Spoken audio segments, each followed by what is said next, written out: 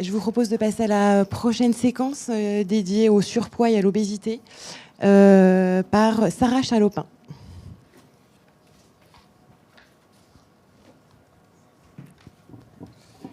Bonjour, donc moi je suis médecin nutritionniste endocrinologue et je travaille au centre de référence maladies rares Pradort de la Pitié-Salpêtrière. Donc Pradort, c'est pour obésité de cause rare avec troubles du comportement alimentaire et syndrome de Prader-Willi. Et donc je parle aussi au nom de l'équipe et notamment du professeur Poitou qui est la responsable de cette équipe. Donc d'abord, pour donner une idée en termes de prévalence, donc voilà, les troubles du spectre de l'autisme et les troubles du neurodéveloppement sont associés en fait à une problématique de poids. Là, c'est une première étude qui montre la prévalence du surpoids.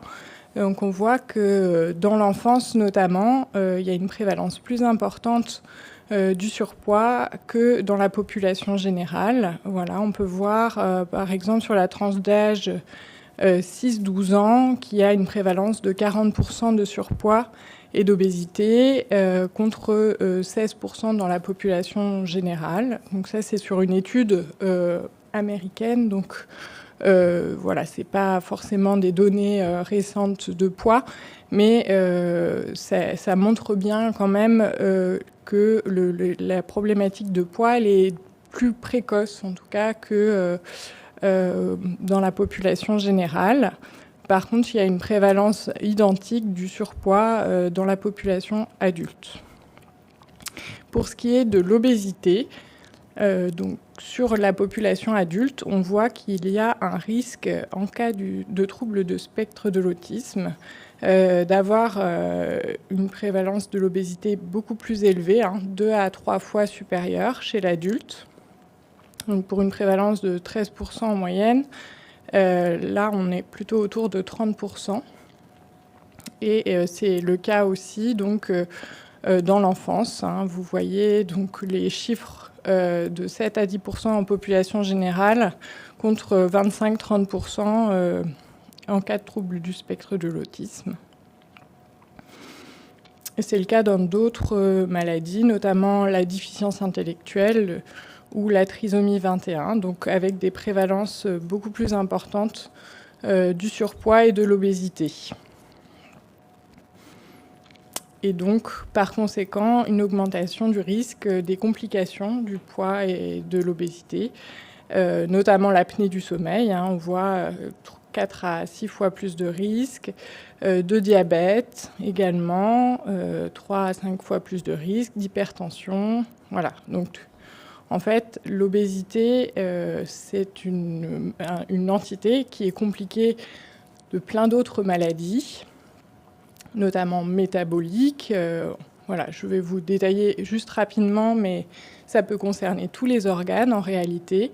Mais les complications les plus fréquentes, c'est métabolique, tout ce qui concerne le diabète, l'hypertension, le cholestérol, le foie, les maladies cardiovasculaires, l'apnée du sommeil, le risque d'embolie pulmonaire, de maladies thromboemboliques, les conséquences ostéo-articulaires, donc sur les articulations, mais aussi des conséquences dermatologiques, insuffisance veineuse, œdème, problèmes de mycose, les conséquences rénales, la continence urinaire, les conséquences sur l'appareil reproducteur, syndrome des ovaires polykystiques, infertilité, une augmentation de la prévalence des cancers et des conséquences digestives, lithiase, hernie, voilà. Donc en fait, vous voyez qu'il y a un nombre de pathologies associées importants, d'où l'intérêt de dépister et prendre en charge ces différentes pathologies associées.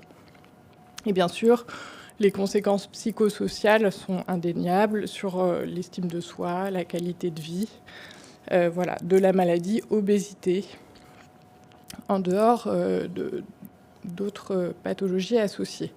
Donc de façon générale, en fait, la prise de poids, elle est déterminée par ce qu'on appelle la balance énergétique. qui est en équilibre subtil tout au long de la vie entre les apports et les dépenses.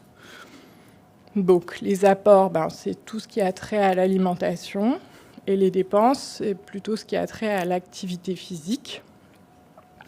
Et après, on sait que le métabolisme de base, c'est des choses qui sont finement inscrites aussi au niveau génétique et qui sont dépendants de chacun. Et donc, ça, c'est le classique, mais il y a différents facteurs qui vont venir interférer avec cette balance énergétique. Donc, il y a des facteurs biologiques, notamment l'hérédité. On n'est pas tous égaux sur cette fameuse dépense énergétique. Donc, il y a des prédispositions familiales et également des anomalies génétiques qui vont pouvoir modifier cette balance. Et également des facteurs psychologiques, émotionnels, le problème du sommeil, la consommation de toxiques, la consommation de médicaments qui vont par exemple augmenter l'appétit et donc augmenter les apports ou diminuer la dépense énergétique, diminuer les dépenses. Voilà, et donc qui vont venir modifier cette balance énergétique. Et bien sûr, il y a tout un facteur économique et social, par exemple sur la disponibilité alimentaire, l'environnement de vie, qui est majeur. Et donc, dans le cadre des troubles du neurodéveloppement, on peut avoir des facteurs en particulier qui vont jouer sur une augmentation des apports et plutôt une diminution des dépenses, et donc favoriser la prise de poids, ce qui explique la plus grande prévalence du surpoids et de l'obésité dans ce cas.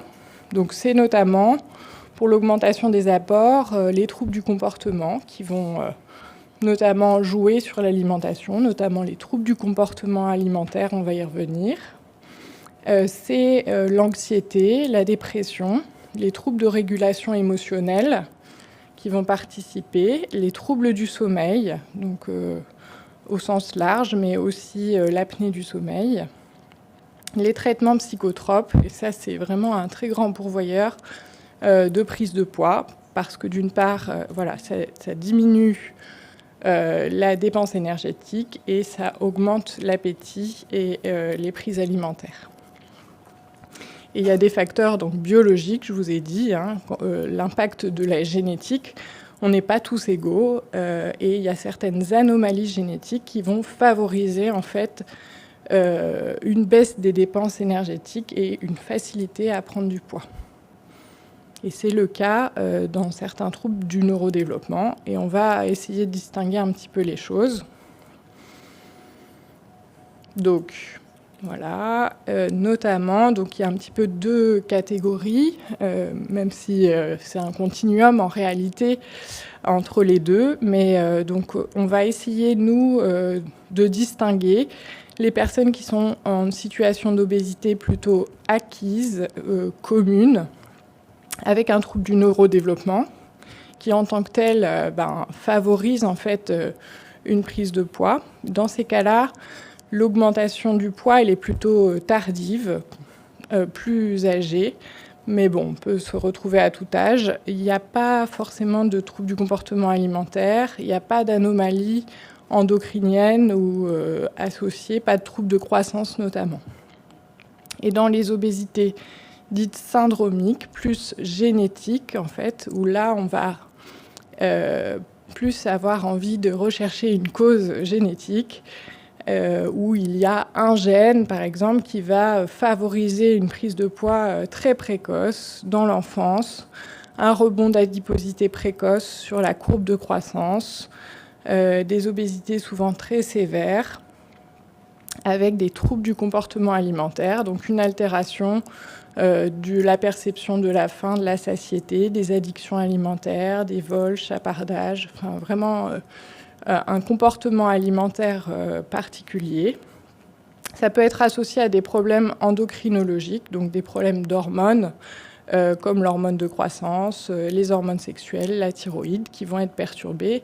ça aussi, il faudra le dépister et le prendre en charge. Donc il y a un petit peu 2 catégories, et donc qui, au fond, sont suivis et pris en charge de la même façon, mais qui représentent 2 entités, en tout cas au niveau médical. Donc nous, sur l'évaluation, il y a la dimension comportement alimentaire qui est assez centrale. En fait, on va chercher à bien le définir, et il est propre à chaque personne.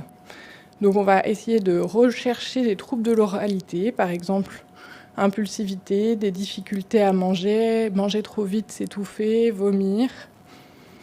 Des troubles de perception de la faim et la satiété, donc la capacité à reconnaître ces signaux. Des préférences alimentaires, il peut y avoir des préférences spécifiques sur texture, couleur, goût, odeur, et une sélectivité alimentaire importante. Et ça d'ailleurs je n'ai pas dit, mais il y a aussi une prévalence plus importante de dénutrition et de petits pois, à l'inverse, souvent avec des problématiques de sélectivité alimentaire, d'acceptabilité alimentaire, de disposition aussi des aliments, la prise alimentaire, le cadre, comment ça se passe au moment du repas.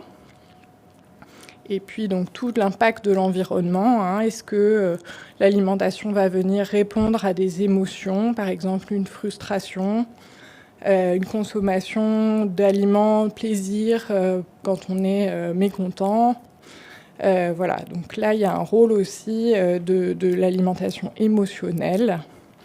Et puis des comportements donc, de recherche de nourriture, vol, chapardage ou prise alimentaire nocturne, voilà, qui peuvent nécessiter d'avoir un encadrement et de limiter l'accès à la nourriture. Donc en fait, le comportement alimentaire, c'est assez vaste et déjà complexe à évaluer. Et on va revoir après, mais on utilise certains outils aussi pour s'aider. Donc là, c'était un exemple pour vous dire que voilà, c'est des circuits neuronaux complexes qui sont impliqués dans la régulation du comportement alimentaire. Donc, c'est l'exemple du syndrome Prader-Willi, donc qui est dans la case obésité précoce avec trouble du comportement alimentaire, avec une cause génétique de cette obésité. Et on voit en fait que pour ces patients, au niveau cérébral, ils n'ont pas de self-control sur l'alimentation. Et également, ils ont un système de récompense qui est hyperactivé, qui s'apparente à une addiction à l'alimentation. Et ils ont une altération franche de la perception des signaux de faim et de satiété, avec un hypothalamus qui est hypoactivé. Et donc, après, quand on discute avec eux, quand on les examine, il y a un problème de pas de satiété, de faim permanente, et donc de recherche active de nourriture, obsession alimentaire, impulsivité, voilà, des vols, de la négociation autour de l'alimentation. Donc, le syndrome de Prader-Willi, il illustre un petit peu la problématique alimentaire qu'on peut retrouver dans certains troubles du neurodéveloppement. Voilà, c'est peut-être la forme la plus sévère, mais on peut retrouver avec une certaine nuance ces troubles du comportement alimentaire, et avec des anomalies au niveau neurologique en fait, de régulation. Donc, après, une fois qu'on a essayé de mieux comprendre la cause, on va proposer une prise en charge nutritionnelle, donc globale. La priorité pour nous, en tant que médecins, ça va être la recherche des complications dont je vous ai parlé tout à l'heure, parce que c'est ça, au final, qui va causer un danger immédiat, notamment pour certaines pathologies, l'apnée du sommeil en particulier. Donc voilà, les problèmes cardio-respiratoires, ça peut être très important à dépister, et également les complications métaboliques. Voilà, et souvent elles sont de survenue plus précoce du fait de la précocité des problèmes de poids et d'obésité. Donc ce sera voilà, important qu'un médecin ou par exemple une fiche récapitule aussi pour la médecine générale qu'est-ce qu'il faut dépister en priorité pour ces patients. qui sont plus souvent en situation de surpoids ou d'obésité. Donc l'évaluation des complications, je vous en ai parlé. Mais ensuite, il faut faire une évaluation comportementale, notamment du comportement alimentaire, pour rechercher les différents aspects dont je vais vous ai parlé. Et ça, on peut le faire à l'aide d'échelles. Donc ça, c'était l'exemple d'une échelle qui a été développée et mis en image par le professeur Dubert Natrousseau, donc pour les enfants. Voilà, pour aussi que les parents pensent à questionner est-ce que le comportement alimentaire de mon enfant pose problème? Est-ce que mon enfant semble avoir des obsessions sur l'alimentation, mange beaucoup et n'est jamais rassasié, donc ne ressent pas la satiété, est très sensible à tout ce qui a trait à l'alimentation, donc avec des perceptions spécifiques alimentaires. Donc c'est des questions assez simples qui peuvent être posées en consultation, donc ça sert pour les professionnels, mais aussi pour les parents pour pouvoir identifier des troubles du comportement alimentaire chez leurs enfants. Après, chez l'adulte, on peut avoir une approche plus globale avec des questionnaires plus spécifiques. On peut faire des observations en vie réelle du comportement ou rapportées par l'entourage. On peut identifier via différents questionnaires, notamment le questionnaire de Dykens. Donc, c'est un questionnaire avec 11 questions, une échelle de 0 à 5, avec 3 sous-dimensions. Donc sur justement la persévérance dans la recherche de nourriture, l'intensité des émotions liées à la nourriture, les pensées en lien avec l'alimentation et l'interférence de l'alimentation sur les activités normales. Et donc c'est un questionnaire qu'on va poser plutôt à l'entourage dans le cadre des personnes avec troubles du neurodéveloppement ou déficience intellectuelle, pour nous orienter en fonction du score sur la présence ou non de troubles du comportement alimentaire. Je reviens un petit peu donc, sur l'évaluation du comportement alimentaire, mais il y a également l'importance donc, d'évaluer le mode de vie de façon plus générale, parce que ce qu'on va proposer, c'est des adaptations au terme de mode de vie au plus proche du patient. Donc on va vouloir connaître l'environnement social, psychologique également, donc le degré d'autonomie de la personne, est-ce qu'elle vit à domicile chez ses parents ou en foyer de vie, la protection juridique s'il y en a une. Donc aussi essayer de se rapprocher de chaque situation individuelle des personnes, pour comprendre aussi comment on s'organise les repas, le quotidien, l'activité physique. On aime aussi avoir les bilans neuropsychologiques, un peu les compétences particulières et une évaluation du comportement en dehors du comportement alimentaire, et s'il y a des problèmes dépressifs, d'anxiété, un avis aussi de psychologue. Voilà un petit peu. Et oui, donc l'obésité aussi génétique, si on a des arguments, on peut aller rechercher ces fameux gènes qui vont prédisposer à une obésité très sévère et très précoce. Donc ça, c'est l'évaluation. Donc quand j'ai parlé du comportement alimentaire, des complications, mais il y a aussi d'autres examens qu'on peut faire, spécifiques de certains organes, mais aussi la composition corporelle, parce que c'est pas pareil d'avoir un excès de masse grasse ou beaucoup de masse musculaire. Donc on peut aller finement analyser aussi la personne. On a parlé du comportement alimentaire, mais de l'activité physique. Il y a aussi plein de dimensions à analyser sur les activités au quotidien, les freins, les obstacles aussi à la possibilité de faire une activité physique. Et est-ce que le patient présente des troubles du comportement autres que l'alimentation ? Est-ce qu'il a connaissance de son handicap? Est-ce qu'il a conscience des enjeux autour du poids? Est-ce que c'est une volonté de perte de poids? Donc essayer de mettre le patient au cœur d'une évaluation globale. Et quand on a cette évaluation globale, à la suite, on va proposer une prise en charge multimodale. Donc, vous l'avez compris, c'est complexe. Voilà, c'est multifactoriel et avec des retentissements multiples. Et donc, on va s'appuyer à la fois sur proposer une activité physique adaptée, proposer une prise en charge diététique adaptée, mais diététique et également comportementale adaptée,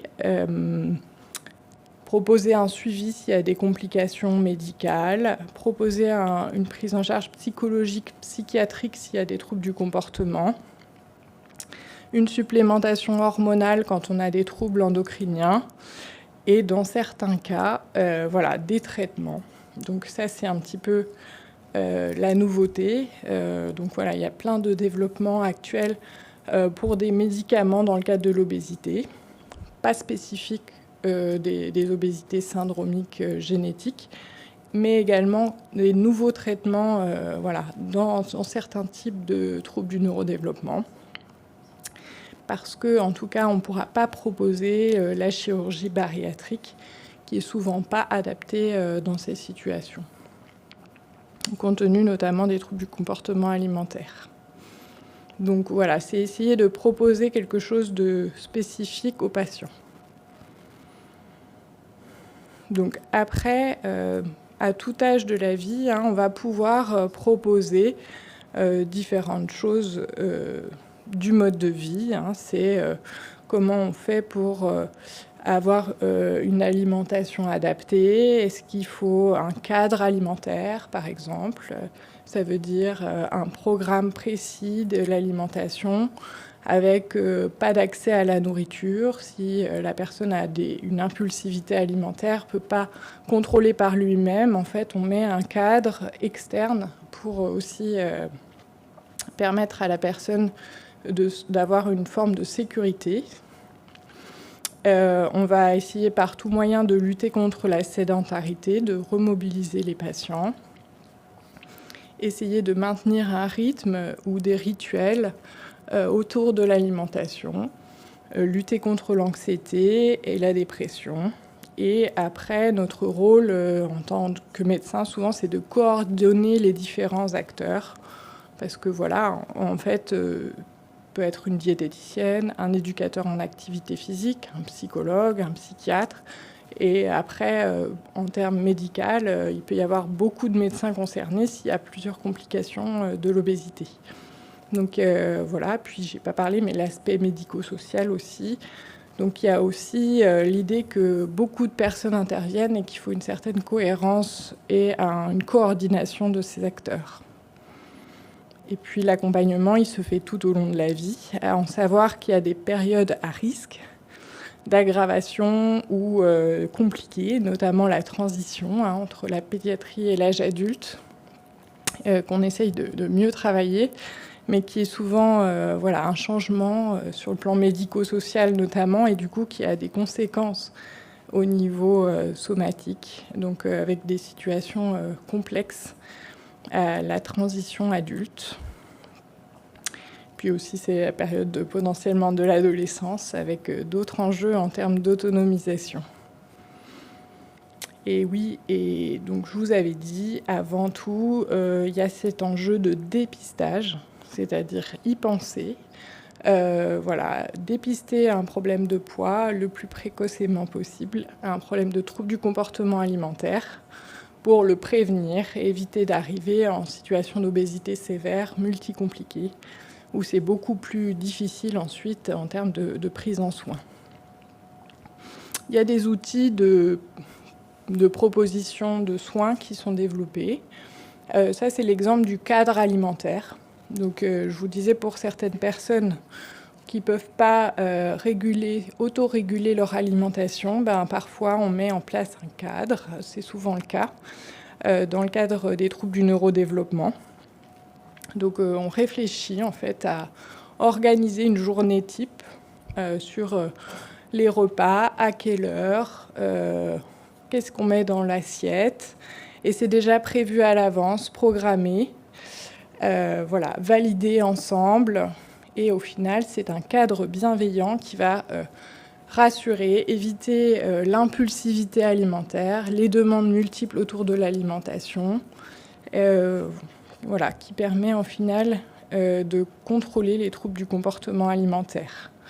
Donc ça peut être par exemple ne pas laisser d'aliments visibles à disposition pour éviter qu'il y ait du vol, chapardage. Ça peut être de fermer les placards à clé ou la cuisine à clé, selon après les possibilités. Ça peut être de rappeler qu'on mange juste dans certains lieux et pas en dehors du cadre.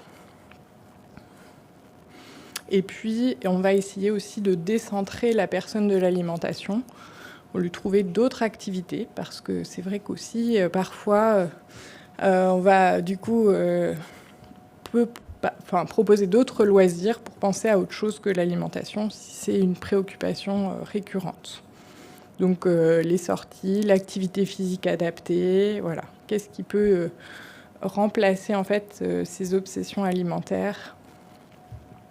Donc ça, c'était pour le domicile. Et puis après, ça s'exporte dans les instituts ou dans toute situation finalement. Et il faut aussi sensibiliser toutes les personnes de l'entourage à ça. Je ne sais pas, par exemple des vacances ou les grands-parents. Voilà, il faut que tout le monde soit au clair pour pas qu'il y ait de différence avec ce qui est instauré à la maison. Et puis, s'il y a des sorties qui vont être prévues, important de les anticiper. Je dis par exemple, c'est pas du tout interdit d'aller au restaurant, mais ça peut mettre la personne en difficulté. Donc, on le prévoit. On prévoit qu'il y a déjà un repas qui a été choisi à l'avance, par exemple. On redit que c'est pas possible d'avoir accès à la nourriture. On va pas prévoir un buffet, par exemple, qui pourrait déstabiliser la personne. Donc ça, c'est un exemple d'illustration de ce qu'on peut proposer sur l'alimentation et le cadre. Et on a un peu la même chose pour l'activité physique. Donc c'est déjà en amont identifier les freins et les difficultés à l'activité physique. Donc évaluer les compétences et les capacités. Et puis ensuite proposer des choses adaptées. Voilà, souvent, ce qui est disponible, c'est par exemple une salle de sport, mais qui ne va pas être adaptée si on a un handicap. Donc après, c'est aussi essayer d'avoir des connaissances sur qu'est-ce qui est disponible dans l'environnement du patient. Et puis, qu'est-ce qui est possible de faire à la maison, dans les institutions, etc. Donc, c'est plein d'outils, plein d'évaluations de ses capacités en activité physique. Et tout le monde a une capacité à faire de l'activité physique. Voilà, c'est juste par quels moyens et comment on peut le mettre en place.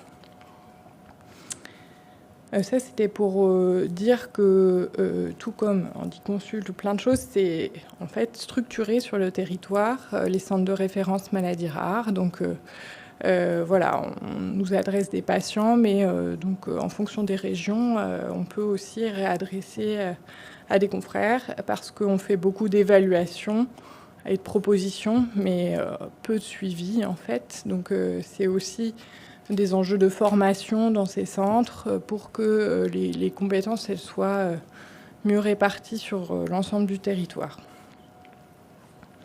Je dis un tout petit mot de côté recherche, parce qu'il y a un enjeu aussi pour ces centres de référence de proposer des nouveaux traitements, des nouvelles options thérapeutiques. C'est le cas, par exemple, d'un nouveau traitement qui existe, qui va jouer sur le centre de régulation du comportement alimentaire. Mais donc, il est disponible dans certains centres pour certaines pathologies. D'où l'intérêt aussi de faire du diagnostic et de mieux comprendre l'origine de l'obésité. Voilà ce que j'avais à vous dire et je vous remercie pour votre attention. Merci beaucoup pour cette présentation. Merci. Est-ce que vous avez des questions dans la salle ? Parfait. Alors, moi, je fais une remarque d'usager parce que j'ai 2 jeunes adultes autistes et je suis donc représentant associatif une API. Et je vais peut-être faire une remarque qui fait un petit peu vieux jeu, mais c'est vrai que le surpoids, on le voit dans la population générale, et qu'à un certain moment, et en particulier pour des jeunes, moi je connais surtout l'autisme, c'est l'autorité qui joue. Parce que certes, il y a des tendances, je ne parle pas des obésités type Prader-Willi, où là, mais enfin, il y a quand même quelquefois une certaine autorité d'une part, d'autre part contrôler éventuellement même les foyers. Moi, Ouais. je sais que le mien, je suis régulièrement tous les ans en faisant une courbe de poids, obligé de leur dire diminuer. Et il diminue. Et deuxièmement, plus que l'activité physique, en tout cas pour les personnes avec TND qui n'ont pas de troubles moteurs, c'est le sport. 10 km de vélo, c'est 250 calories. Et c'est vrai que, en plus, je pense que pour eux, c'est une situation où ils ne sont pas en infériorité par rapport aux personnes neurotypiques. Et donc, je pense que c'est vraiment encouragé. Et puis, ça fait perdre du poids. Donc, je crois qu'on doit y arriver dans de nombreux cas, quoi. Oui, oui, oui. On est d'accord pour les foyers. C'est vrai que parfois, il y a le problème de l'alimentation récompense. Même Ça, c'est non, mais un peu... pour être tranquille, pour éviter les troubles du comportement, mais à un Voilà, certain moment, ouais. il faut... Voilà. Et même, c'est une dimension culturelle, de dire on va privilégier le goûter ou des choses qui ne sont pas forcément concordants avec la problématique de santé. Donc, oui, sensibiliser les structures à cette problématique du surpoids et de l'obésité, c'est sûr. L'activité physique, voilà, on est d'accord. Mais c'est surtout pouvoir en proposer, ouais, au maximum.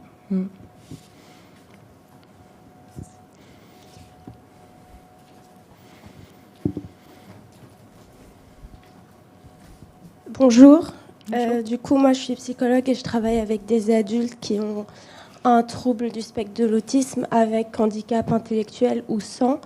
Et ma question était comment trouver l'équilibre entre justement accompagner les personnes à développer leur autonomie, favoriser l'autodétermination et en même temps accompagner vers un comportement alimentaire qui est adapté. Parce que toute la question, elle est là, parce que finalement, mettre en place un cadre externe, on est en capacité de le faire. Mais du coup, dès que le cadre externe disparaît, la personne va se retrouver dans des difficultés très très importantes puisqu'elle n'aura pas appris à réguler son comportement alimentaire. Ouais, ça, c'est toute la difficulté, là. Ouais. Et elle est propre à chaque personne, en fait, parce que le cadre, il doit être adapté à chaque personne. Mais c'est pas un cadre... Enfin, quand on dit un cadre bienveillant, c'est travailler avec la personne sur ce cadre et à son acceptation aussi. Voilà. Et s'il y a un travail sur l'autonomie, il doit être fait là-dessus, c'est-à-dire comment la personne, quand elle va sortir de son habitude, elle peut quand même mettre en place les choses. Mais quand les rituels, quand les choses sont acquises, en final, les gens le respectent, même en dehors de par exemple, le lieu de vie. Voilà. Mais c'est difficile, et c'est des situations qui vont mettre les personnes en difficulté, l'alimentation. Voilà. C'est aussi bien évaluer le comportement alimentaire en amont et pour éviter une situation qui va déstabiliser la personne complètement. Et après, c'est un devoir qu'on a tous, en fait, de réfléchir à dans le quotidien, la disponibilité alimentaire, les magasins, la publicité, etc. En fait, pour le handicap, mais pour la population générale, il y a des enjeux sociaux de en fait, limiter ça. Mais c'est pas facile, ouais. Du coup, j'avais une autre question pour les enfants qui ne ressentent pas les signaux de satiété. Dans ce cas-là, vous mettez en place directement un traitement médicamenteux ou non, pas du tout? Il n'y en a pas. Okay. Voilà. Non, la réponse est qu'aujourd'hui, il n'y en a pas. Il y a de la recherche. J'ai montré un médicament, par exemple, mais ça reste vraiment que quelques personnes concernées. Voilà, il n'y a pas de médicaments qui permettent de restaurer la satiété de façon simple. Sinon, on serait trop content. Mais du coup, c'est travailler à la perception, à essayer de ressentir ça, parce que des fois, en fait, on pense que ce ne sera pas possible, mais en fait, si. Et puis aussi, si on n'y arrive pas, parce que peut-être c'est pas possible de ressentir la satiété, ben c'est là où on est dans ce cadre, c'est-à-dire à limiter sur d'autres aspects en termes de quantité, en termes de visuel, de qu'est-ce qu'on met dans l'assiette, voilà. Si on ne peut pas ressentir soi-même la satiété. Ouais. Ok, merci beaucoup. De rien. Merci beaucoup, Sarah Chalopin, pour cette intervention.